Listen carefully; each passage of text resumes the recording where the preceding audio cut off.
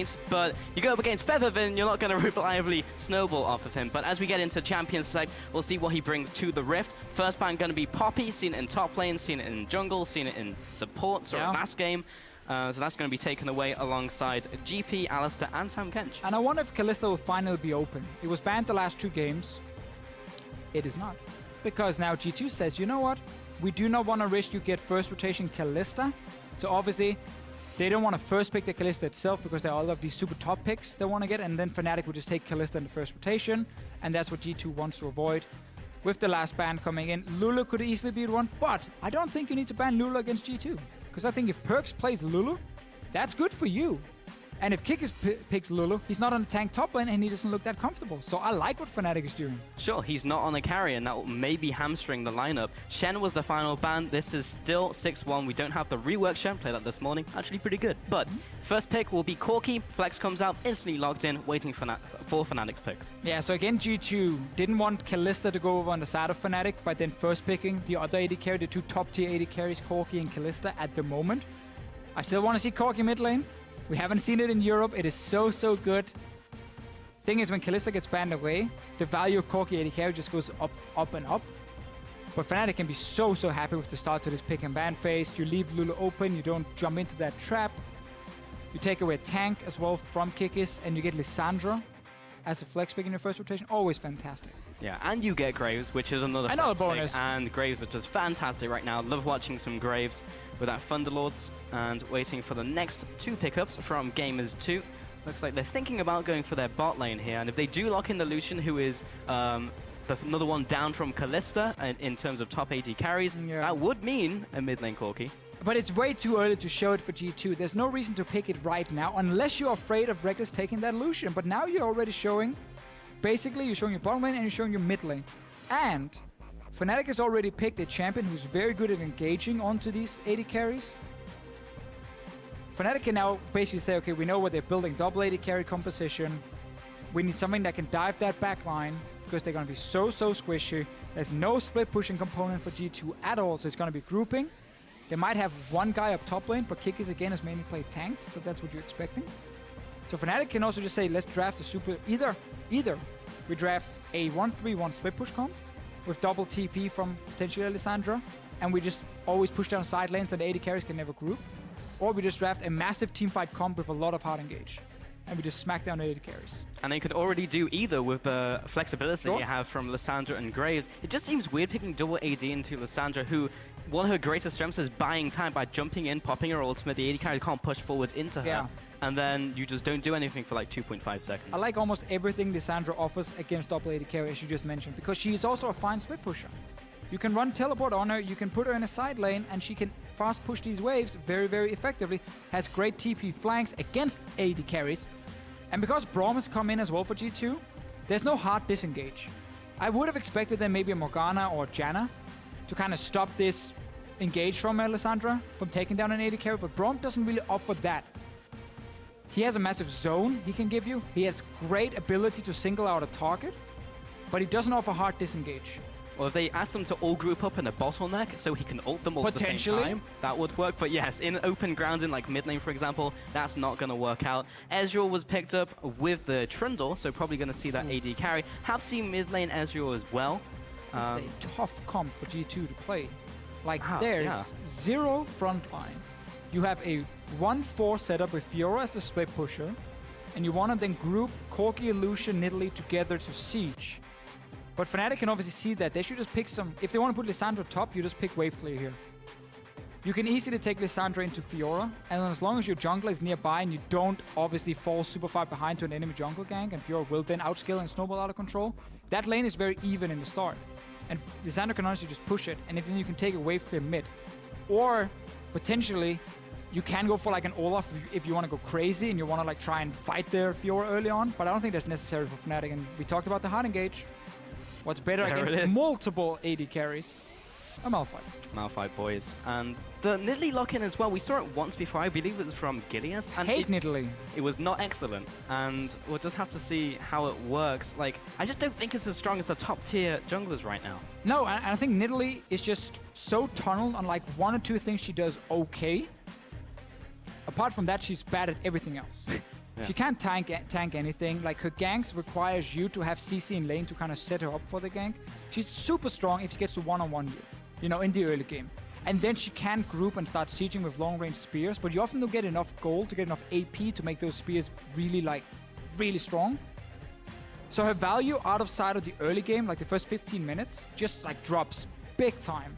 Where Graves, who can build very Brewster-ish, you know, with more, and he builds Sterak's Gauge, he has a very strong team fight then. Nidalee just runs in and gets like one shot and it's just gone. Yep, all of those points are very, very true, Martin. But there we go, have the coaches shaking hands as their teams enter the Rift very, very shortly. But here we have the full compositions ready to go. And as we get into this one, make sure you tweet at LOL Esports using those hashtags G2 win or Fnatic win. We'll be seeing on who you think will be taking this game as we get into the Rift.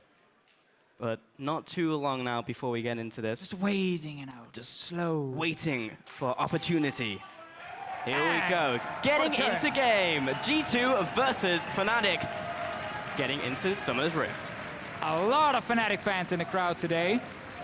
People with Febiven, signs, Fnatic flags and everything. They always have massive amount of fan support in the EU LCS studio.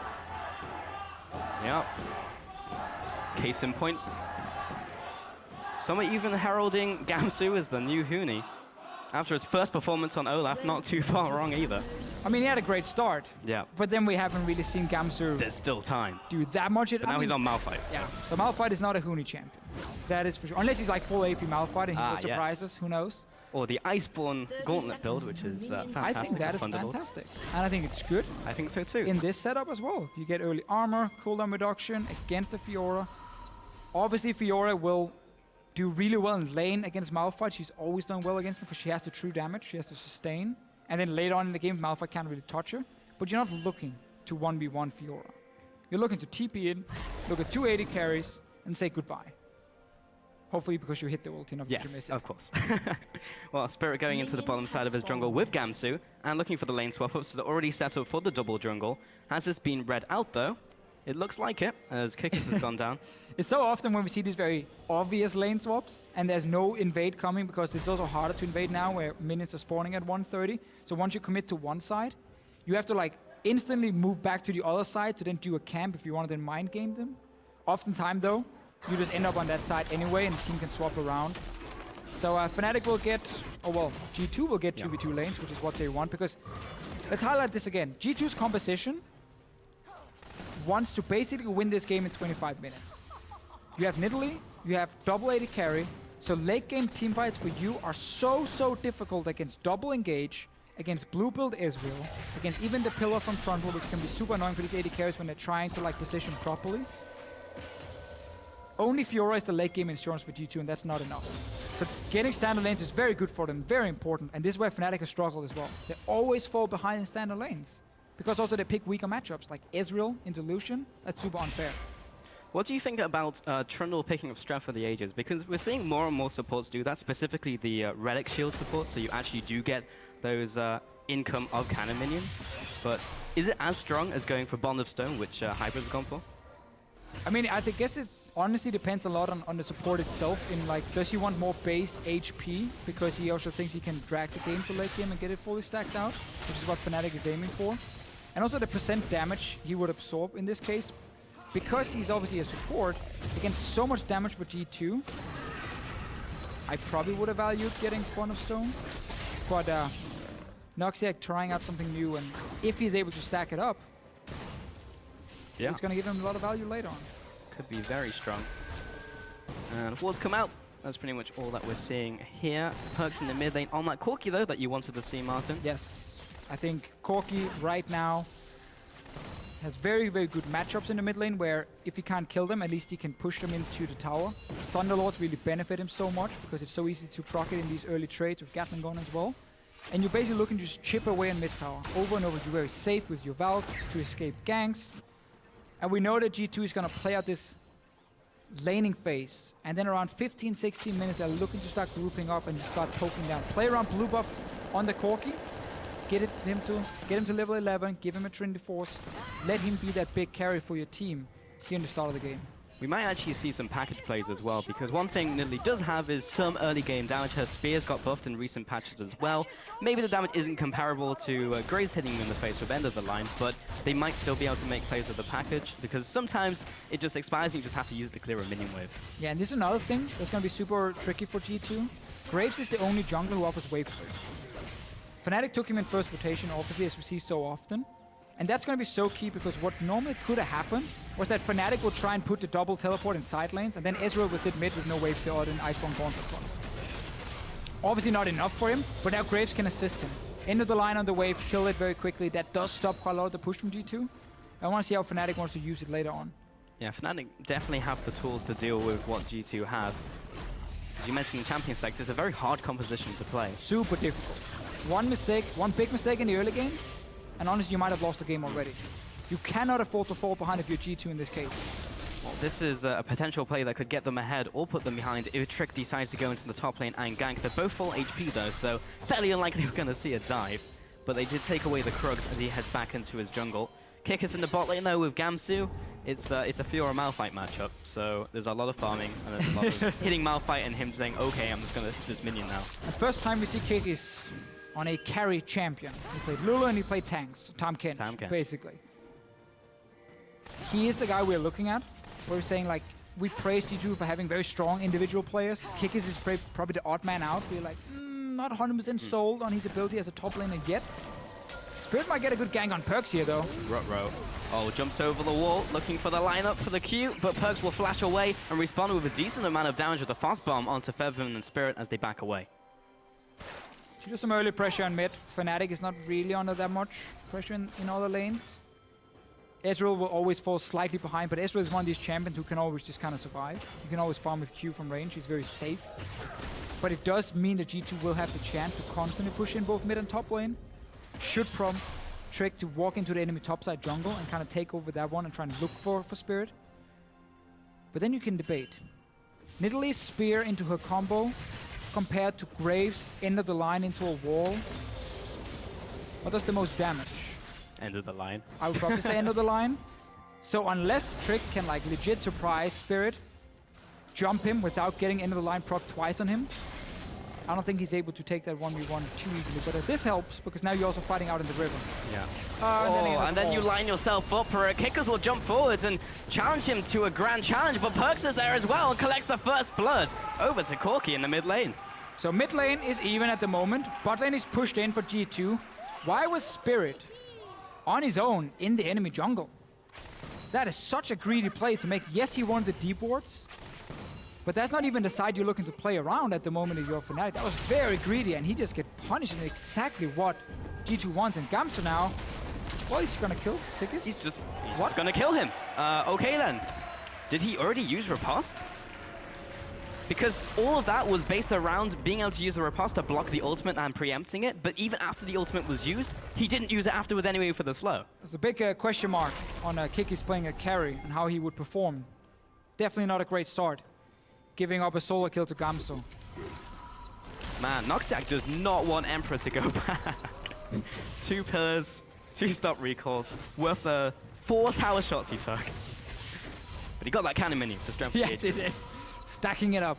I like the build from Reckless as well. Tier pickaxe, you want to get the Mana Moon A, and then you get a Sheen. That's the best DPS build you can get as blue build Ezreal early on. So obviously Fnatic knows, okay, there will be a lot of action happening in about 5-6 minutes. Spoiler for everyone, 5-6 minutes, then the game should start really picking up the pace. So you got to be able to match it. You can't just sit back and just only scale late game and never do anything, then you just start losing the entire map. Indeed. Trick is going to be throwing over this blue buff to the mid lane.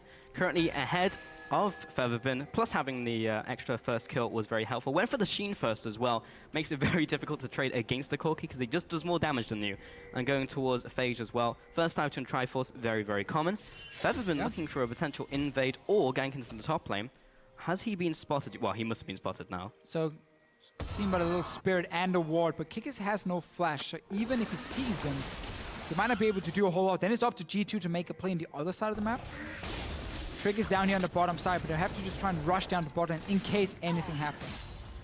But yeah, Corki build, very standard. Components for Phage are a lot stronger. Ruby Crystal and Longsword. compared to a Mana Crystal and Amplifying Tome for Corki. So better to get the Sheen for more early damage and then components for Phage when you have that amount of gold. Good trading from Emperor. He's level 6. That was really nice. Because they were forced below the tower, they had to take all the culling damage. This is what we talked about, how if Fnatic are looking to make plays on top side against Kikis and punish him more, G2 has to respond on the other side. They're doing it. I like this play. You know you can push into Ezreal. You know you have a strong early game jungler. Speed up the game. You want to get these side lanes down and then start grouping mid. Oh, nice Winter's Bite. Should be able to get the stun as well. And Emperor jumps in, but the exhaust comes out. Maybe enough to keep Noxiac alive. Trick will come in, pick up that kill. Bam! Now Lissandra comes out and picks up a kill in return. Emperor, Hybrid, and Trick pay for that one kill. So G2 got the tower. That was really good. But then they started chasing up. They saw that one possible kill in Spirit. Well, this is not a good situation for Spirit, and he'll just straight up get out traded by Perks. Fervent and Gamsu are closing in, but they already used their ultimates. The ice shot doesn't even land. Nice play by Perks. Spirit been playing a little bit too much dynamic Q here. I mean, first he was in the jungle alone when his waves or his lanes weren't able to help, and now taking that very crazy trade. Anyway, this is a good move by G2, but now they gotta respect double TP. But they see that one proc on Noxiac, they're like, okay, we can go, we can kill him, this is it. And then double TP happens behind them, and now you're basically done. Like, there's so little you can do when this happens. Take the tower, say thank you very much, we made a good play, step away. A sign of things to come, maybe. This is also the Perks kill. I mean, there's not too much to it. He just out-trades Spirit. I wonder if Spirit expected Perks to run near the wall, up the ramp, and then you could like hit him with end of the line into ulti. Yeah. And Perks just kind of stopped, and he's like, no. And then he kills them. I mean, in an open environment like that, not in the jungle, it's so easy to maneuver around end of the line. You have to fight in the jungle. Those are 2 fights that he took, one in the river, one in the upper bottom river, and you're never going to land the extra damage from end of the line. You just simply walk away. Yeah. Spirit definitely helping G2 when it comes to getting a lead in this early game. This is a second play down. It's always multiple steps for G2 and how they want to push out that early game. Take bot tower, move your 3-man group up on top side after, where you are stronger in terms of AD carries. You are stronger at the moment as a unit of 3. And I like the play again from them. Double TPs on cooldown. And now they just got to try and wave clear this bot side. You can see Perks coming down on your minimap. So G2 playing really well on the map at the moment, and Fnatic are way too slow to react. Perks also had the package, so there has to be respect in the bottom lane from Reckless and Noxiac. In the 2v2, theoretically they should win. Kikis is trying to get in lane. The flash forwards, and the package comes across and knocks them both into Reckless. Oh, they both go down. That was beautiful from Perks into Kikis' play. Yeah, really, really well played by G2. Honestly, just a good move top. Fnatic responding so late. Even saw Perks move down a few times. They're like, maybe we could stay. Start running and realizing the package is there. And sloppy play by Fnatic and really getting punished by G2. 4,000 gold lead almost. This is exactly what they were looking for. The fans are still behind Fnatic though. Still have that fan base, but fan votes do not win you games. And currently Gamers 2 being ahead in this one, despite a very hard composition to run, are doing very well in the early game. And even though we saw the potential of Fnatic's composition to shut down the squishy members in the backline from G2 in the bottom lane that we saw when they TP behind them, if G2 are just so far ahead that they're just killing them, then they could actually take this. Yeah, that's the problem with Fnatic and how again they want to scale up, but the only wave play is Febiven and Spirit together. Spirit has been kind of caught out a few times, and then he's not been in position to clear the waves, where Trick has been running with his team.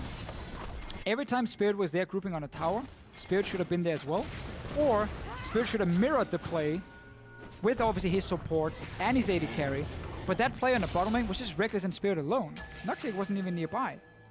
So where G2 managed to group up and push towers, Fnatic is kind of splitting up a little bit left and right, and never managed to get the same amount of power in the move they're trying to make. It's 3 towers to 0, 13 minutes in.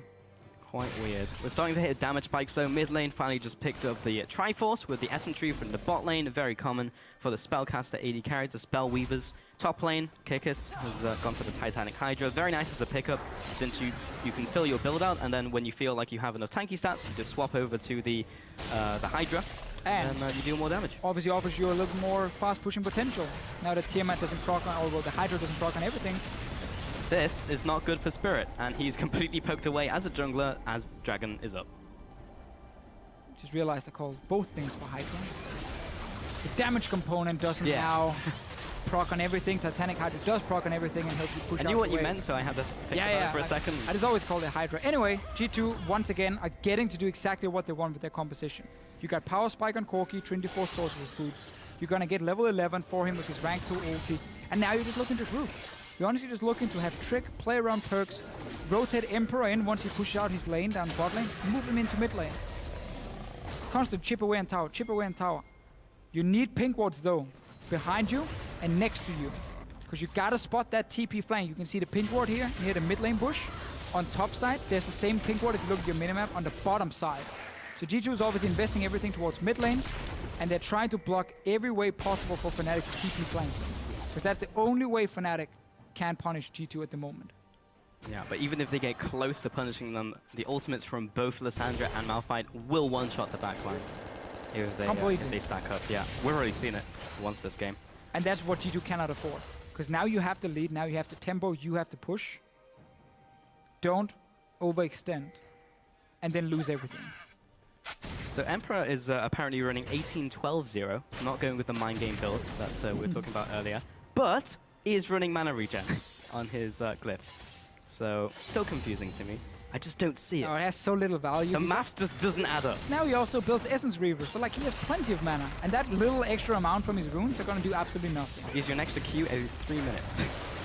Well, if he kills some of that Q, yeah, the value. then we see the value. Yeah. Not this game, but at some point it will. Kikis heading down.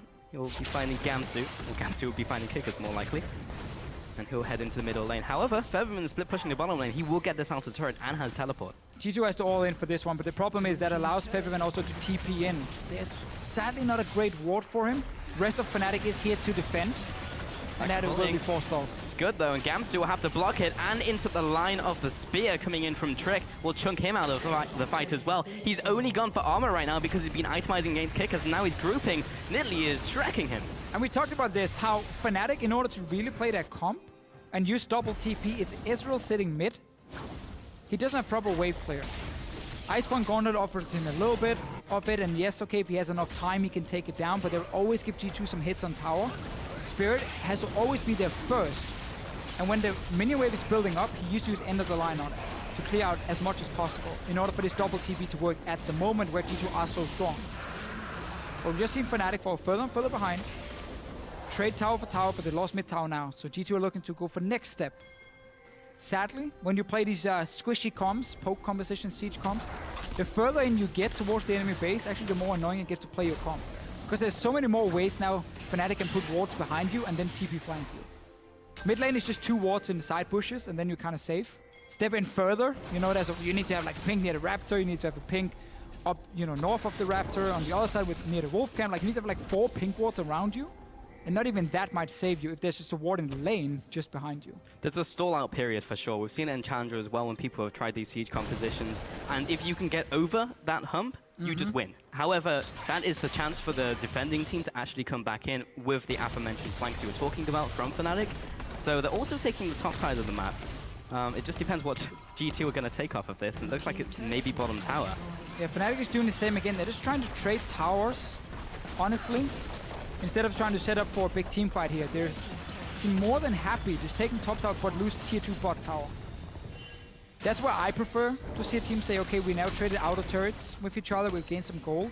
Now we're looking for that team fight play. We just talked about how many wards you can place behind them, how difficult it is for G2 then to push in. And that really slows down the game for G2. But if you keep trading towers, you now only have mid tier 2 to back. And once that is gone, G2 should have full map control and can start setting up for potential Baron. That could be a major problem for Fnatic. But they currently have vision around the area. I believe they took the crab as well. So at least for the foreseeable future, at least for Baron spawn, they'll have that up. If they can maintain that, that's what they really need because, yeah, a Baron here would essentially end the game. However, it's essentially impossible to play a Baron anymore because blue trinkets exist. Yes, so. That is true. And once Fnatic falls behind, they do tend to swap over to more blue trinkets. Actually, it was a mistake they made. What we saw, I believe it was last week, where they just stuck to the yellow trinkets and then realized they couldn't really do anything because they could never gain vision by moving in and putting them. So we see Reckless with blue trinket now. That's to spot the Baron. Unlucky. And Rift Herald. Okay, I should take this one. Chick finding it very difficult to land those spears on a stationary target, but we'll get it down. Yeah, Fnatic did do that, but they were ahead in the game and then picked up the yellow trinkets, but then didn't swap them back. They're very good when you're ahead because you can place them in the enemy jungle and continue pressure, but depending on the ebb and flow of the game, you have to continue swapping them, depending on the game state. So notice here how Fnatic is putting Gamsu with the team despite his teleport. Gamsu should be sitting bot lane now, meeting that wave against the Fiora. If Febiven is spotted here, technically G2 could start rushing up mid lane. Because they have TP as well and they're pushing in this bot side. And that forces Febiven to be slow reacting. Look here, the move at least from Kikis now. But here comes the package from Perks. Interesting. Yeah, gets the W out just in time from Febiven, so he'll jump away with Glacial Path. Yeah, it's obviously difficult to use TP from like 2 lanes right next to each other. So G2 are basically playing around jungle vision. And now they start pushing up mid, as we talked about here before. Ezreal will clear part of that wave. Oh, you already hit that point where you're like, I want to push, but I also want to respect your engage. But those spears landing will help significantly, chunking out Noxiac, the culling as well for more poke, and that may just be enough to start taking away the health of his turret. Here comes the TP and the hard engage from Fnatic. Is it enough though? Here comes the jump in and the ultimate from Gamsu, a 3-man ultimate. Can they get the follow-up though? Gamsu has been locked down but is still chasing after, now has to back away. And Perks is respawning damage onto Reckless. Jump forwards from Emperor. Can he get the kill down? Lands the first one. Spirit will have to jump away there. Still has his flash available and Noxiac will back off. That was a 2-for-1 over to G2 and they get the turret. And some of the same problems we saw from Fnatic last week against Unicorns of Love, where the engage synergy is just not there. It's like one guy going in, then the other guy's trying. Notice here, Febiven goes in, but the TP is still channeling here from Gamsu. Now he joins. Instead of there being a big wombo combo together to burst down a target and allow Reckless also to ult in and follow up with damage, it goes like one by one by one. G2 gets to disengage, re-engage, and pick up the kills. So G2 is still in a great position. Sadly for them, setting up Baron as a siege comp is equally as annoying as trying to push in and further into the enemy base, because once you start that Baron, you don't have a tank, first of all, who can tank it. And once you're stuck in that Baron pit against Malphite, Lissandra, Trundle Pillar, I mean, you're dead. So like, you have to play it so safe for G2, but they've been doing so many things correct leading up until this point. Can they, the next 5-6 minutes, extend the lead, get the last outer turret down, and then try and get a Baron? Then they can definitely close out the game very quickly. That last team fight went so well for them because that's basically the perfect team fight you want with this composition, where you can disengage and re-engage, whereas Fnatic could not find the flank because they were being pressured so hard into their base. They didn't have time to set up that pre-ward, so they couldn't get the flank and they couldn't engage on Gamers 2, which is the big problem there. Pillar comes up, but there's no real follow-up from Spirit. The ultimate comes out for the chunk and the minion wave clear. Additionally, Featherman and Gamsu do not have their flash in the last fight, so there is a small period where Gamers 2 have a little bit of help if they do decide to pressure Baron. It's still very hard, but there's no flash ultimate from Gamsu, flash ultimate from Featherman. Yeah, interesting also to see how G2 played that last fight. Hybrid basically just sacrificed himself, or he wanted to. As soon as the engage happened, he just moved forward, put down his ulti to try and zone as much as possible and his shield, and basically said, you guys can CC my AD carries, but if you cannot move through the damage because of the zone I can offer as Braum, you won't kill them. Unless, again, the coordination is perfect for Fnatic and Gamsu and Febiven together hit that target. We might see QSS come in. Hexstring, I think, could be a good item here as well, because the burst damage from those engages is all magic from Malphite and from Lissandra. I'd always like to see distortion boots on a couple members as well from G2. Like, the sooner you have gonna hold that fort for a second, as we may have that flank engage we're looking for from Fnatic. Gamsu is trying to jump in, looking for that opportunity. Emperor has been CC'd up by Featherman, but he's used his ultimate now going into the Zhonya's. Grand Challenge comes out from Kickers, following on to Gamsu. They pick up the 2 big engage tools from Fnatic, and they just weren't in range to follow up. Once again, though, yeah, engage comes in from Fnatic, kind of one by one. Rest of Fnatic is too far back to really do anything. I didn't see who zoned them away, but Reckless is very low. Spirit is almost full HP as well, has ulti. Like, your whole combo is built on Ezreal ulti, Graves ulti, on whatever target Gamsu and Febiven locks down, and that burst should kill anyone. But G2 now picked up another win. They didn't even need the Baron. Gamers 2, this could be potentially greedy with the respawn timers. However, they're going in for the win. Pick up the first Nexus turret. They may have to back off now as Spirit comes out, but if they get the pick onto Noxiac, maybe they can take more. They'll just back away as Baron is still alive, and going back and spending all of that gold they just accrued is probably the best thing for them. And the biggest thing from that is they managed to take the top lane inhibitor and have broken that base. G2 right now is just getting everything. Honestly, Fnatic were way too slow in the early game. It is one of the issues Malphite has, that he's no way of stopping you from pushing down his tower. So like when G2 were just grouping so quickly with Nidalee, with Lucian, with the Braum, Fnatic should just mirror the exact same thing, either as defense with Graves wave through, or down to take towers at the same pace. But it was always so slow, and then got caught out, ended up dying for it. Spirit gives up like 3 early kills. Really strange first 15 minutes from Fnatic, and G2 has honestly been playing this comp extremely well. And that's why they're now so far ahead. Yeah, we never said it was a bad comp, we just said it was a hard one to play. Sure, And they've been playing it very well. The look of concern there from Daylor, and we were heading into this game saying, well, G2, they've done very well, but they've stomped out some weaker teams. How will they perform against Fnatic? They're doing extremely well against one of the top teams. This has really been a benchmark game for Gamers 2. Now we're still back in the same situation, where G2 feel like they might need Baron to close out the game. But setting up that Baron is basically the comeback, potential comeback for Fnatic. Yep. And I guess G2 would have loved to get Inhibitor down on the bottom side of the map, so you had the super minions pushing there, instead of top side where it's too easy for Fnatic to clear them out and still be around the Baron. But you can still group up and start poking, and package is used. Noxjack away from him, however, so it's not going to be perfect. And with the smoke screen thrown down. Why is Gamsu not bot lane? He has TP. I don't know. And the tower's just kind of going down to Kikis, and it will be dead before Gamsu arrives. Okay, sure. Okay, there's a free turret, and now Kikis will actually go into Gamsu, trying to get those vital procs off. Gamsu realizes it's too easy for him, will just have to back off to the mid lane, maybe try and engage. Emperor's a little bit chunked, so is Perkz. Perkz is just in the base for some reason. He will just flash out of there. And now Noxjack has taken the chunk. Gamsu will have to back off. And Kikis is looking for the flank from the sidelines. Gamsu dropping low. He's out of mana. And now the team can get the damage onto him. He'll have to flash away. So will Featherman. Gamsu didn't burn flash, but Featherman did. Now Featherman will be going down. Spirit is trying to do everything he can, but he just really can't do that much. Actually, jumps in, picks up the kill alongside Reckless, but he had to put himself in a bad position to get that play off. Gamsu's come in from base, but what's he have? He has no ultimate, he has no carries left remaining apart from Spirit's damage.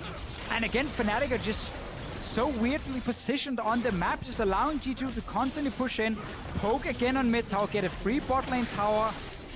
And honestly, G2 are just so far ahead, you know, they can just keep pushing in, and there's so little Fnatic can do.